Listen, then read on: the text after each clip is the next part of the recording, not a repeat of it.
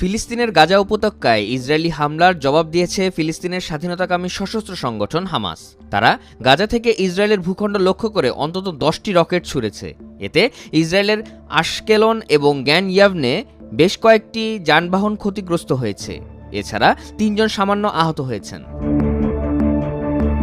Israeli প্রতিরক্ষা বাহিনী IDF এর বরাত দিয়ে আল জাজিরা জানিয়েছে, মধ্য গাজার দেইর আল বালাহ থেকে 6 এপ্রিল অন্তত 5 থেকে 10টি রকেট ছোড়া হয়েছে, যেগুলো তাদের আকাশ প্রতিরক্ষা বাহিনী প্রতিহত করেছে। টাইমস অফ ইসরায়েলের প্রতিবেদনে বলা হয়েছে, 5টি রকেটের মধ্যে একটি রকেট আটকানো সম্ভব হয়নি। এতে কিছুটা ক্ষতিগ্রস্ত হয়েছে এবং একজন আহত হয়েছেন।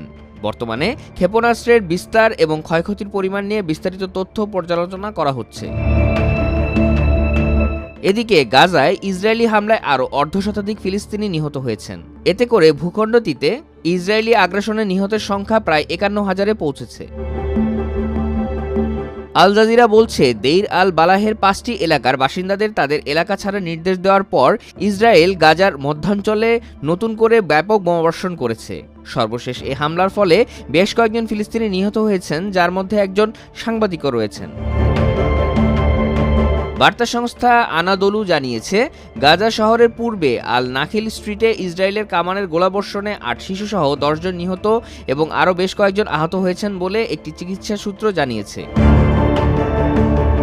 ওই সূত্র আরও জানিয়েছে, কেন্দ্রীয় শহর দেইর আল বালাহেও ইসরায়েলি বিমান হামলায় অন্তত 5 জন নিহত হয়েছেন। আরেকটি মেডিকেল সূত্র জানিয়েছে, গাজা শহরের পূর্ব সুজাইয়া পাড়া লক্ষ্য করে বিমান হামলায় 3 জন নিহত হয়েছেন।